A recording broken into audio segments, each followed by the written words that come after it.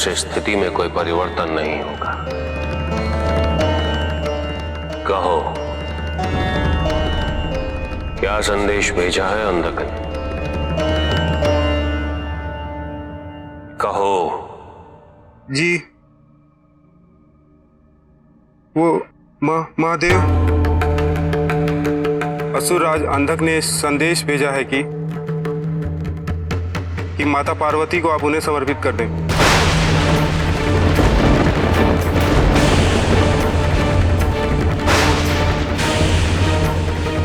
और उनका ये भी कहना है कि माता पार्वती को आपसे अधिक सुखी रख सकते हैं।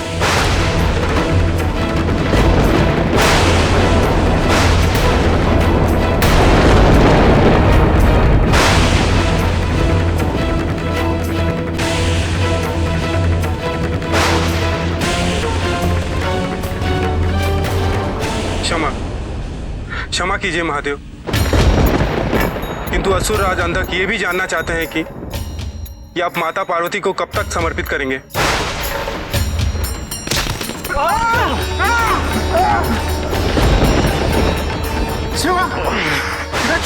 रक्षा कीजिए महादेव, रक्षा कीजिए महादेव। कैलाश में माता का ऐसा अपमान करने का दुस्साहस तुमने किया ही कैसे? रुक जाओ नंदी। किंतु प्रभु। नंदी, ये तो केवल दूत है, इसमें इनका कोई दोष नहीं।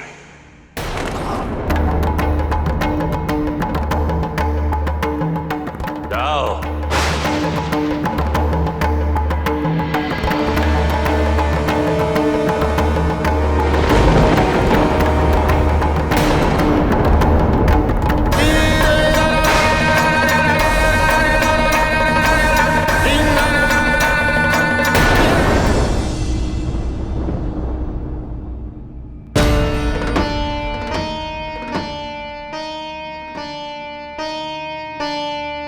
हमें क्षमा कर दीजिए महादेव, हम अंधक का योग्य मार्गदर्शन करने में असफल रहे। क्षमा मांगने की आवश्यकता नहीं है आचार्य। आपने तो अंधक के गुरु के रूप में अपने कर्तव्यों का सुनिश्चित रूप से पालन किया है। दोष आपके मार्गदर्शन का नहीं, अंधक के दर्शन का है। अब हम स्वयं अंधक को अपना निर्णय परिवर्तित करने का अंतिम अवसर देंगे। तत्पश्चात अंधक जो भी निर्णय लेगा उसके अंत की दिशा वही निर्धारित करेगा।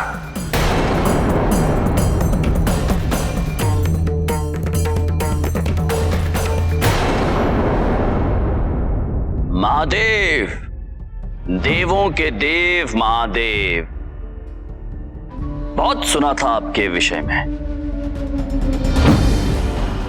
किंतु किसी ने मुझे ये नहीं बताया कि मैं आप ही का अंश हूं। स्वयं आपने भी नहीं महादेव। ऐसा क्यों? क्या त्रिकालदर्शी महादेव को इस बात का भय था कि यदि मुझे यह ज्ञात हो गया तो मुझे अपनी शक्तियों का अनुमान हो जाएगा? अंधक,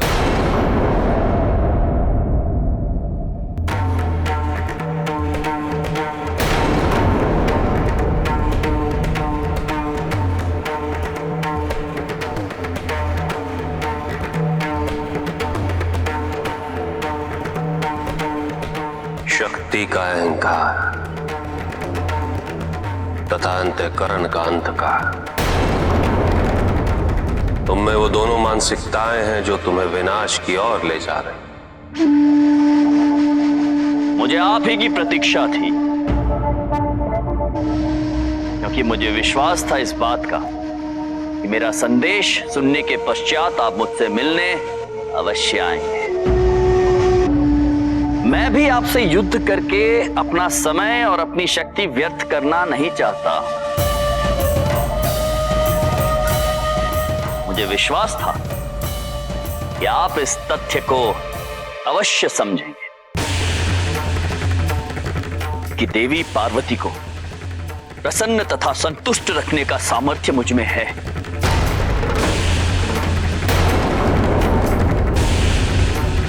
तो बताइए महादेव, कब आऊं मैं कैलाश पार्वती को?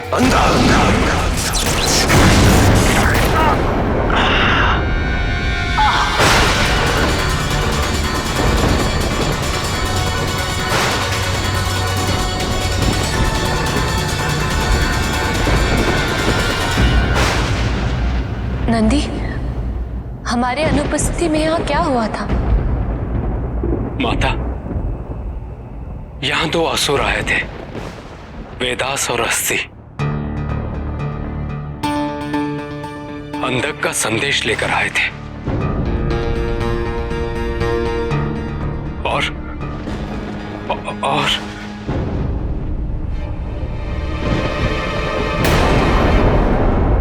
मैं यहां तुम्हें अंतिम चेतावनी देने आया हूं। कल सूर्योदय से पूर्व तुम अपने निर्णयों को परिवर्तित कर सकते हो। तत्पश्चात तुम जो भी निर्णय लोगे उसके परिणामों के उत्तरदायी तुम स्वयं होगे। महादेव, आप तो व्यर्थ ही क्रोधित हो रहे हैं। मैं अवश्य अपने निर्णय के विषय में सोचूंगा। मेरा केवल ये निवेदन है कि प्रातः काल तक आप भी मेरे भेजे हुए संदेश के विषय में सोच लें।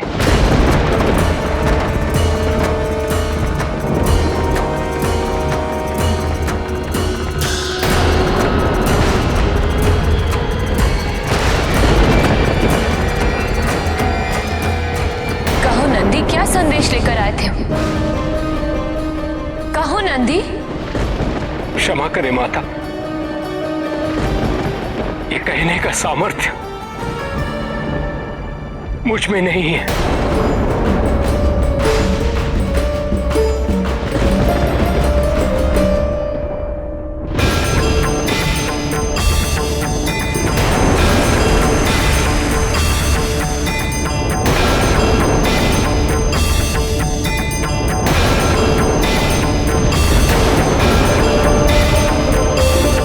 जिस स्त्री के बारे में तुम बात कर रहे हो वो कोई और नहीं, माता पार्वती। माता पार्वती ब्याहता है। जो भी उनके पति हैं, नेत्रहीन अंधक, उन्हें भी देख ले।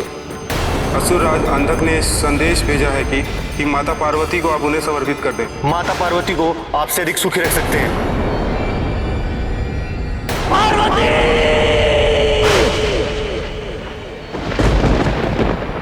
मेरी केवल यही इच्छा है पार्वती कि तुम अपना ध्यान रखो।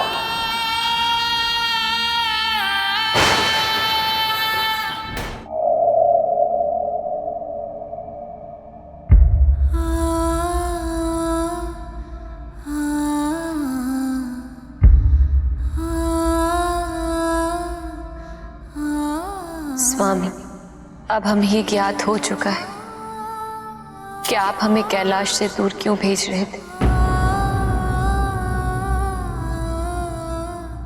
हमारे स्वामी ये नहीं चाहते थे कि उनकी अर्धांगिनी को उस पीड़ा की अनुभूति हो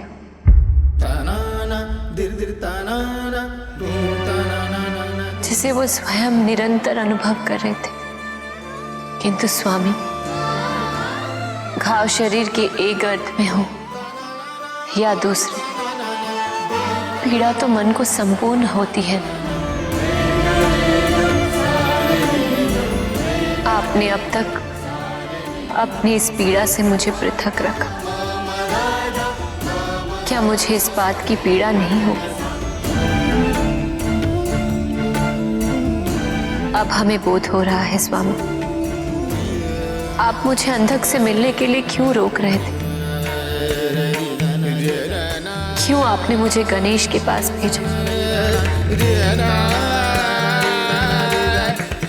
अपने वात्सल्य के अधीन होकर हम उस सत्य को नहीं देख रहे थे जिस सत्य को आप हमारे समक्ष लाने के अनेक प्रयत्न किए,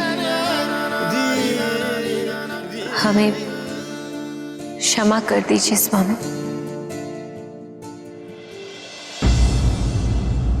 क्षमा मांगकर वात्सल्य भाव को छोटा ना करो।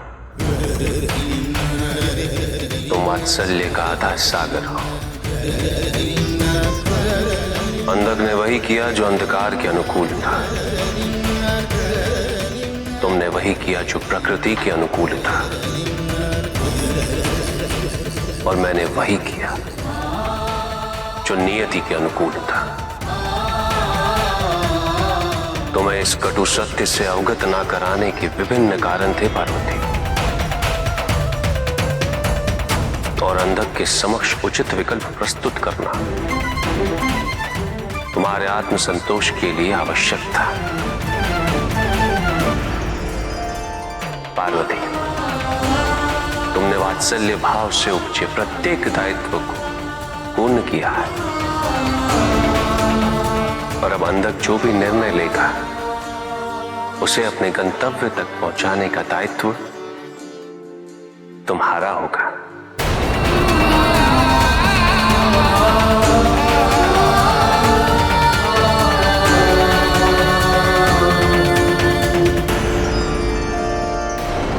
महादेव मुझे चेतावनी देकर चले गए कि मैं डरा नहीं, क्योंकि मेरा चयन अटल है। गुरुदेव,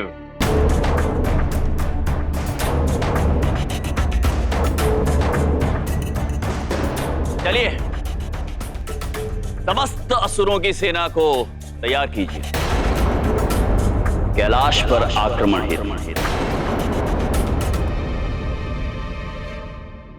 अंतिम बार कह रहे हैं अंधक,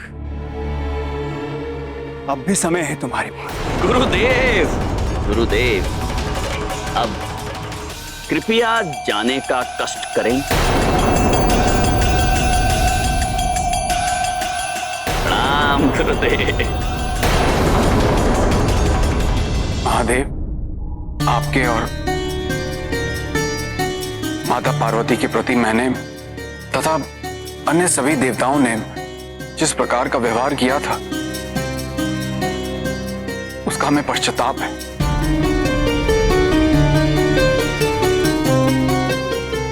और उसी का प्रायश्चित करने हेतु आज हम सभी आपके पास आए हैं। हमें ज्ञात हुआ है कि अंधक शीघ्र ही कैलाश पर आक्रमण करने वाला है, किंतु हम ऐसा कदापि नहीं होने देंगे।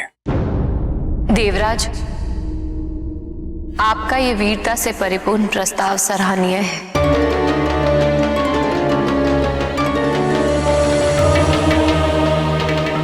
किंतु यदि आप अंधक पे आक्रमण करें भी, तब भी आप अंधक का अंत नहीं कर सकते। और इस तथ्य को आप भी जानते हैं ना,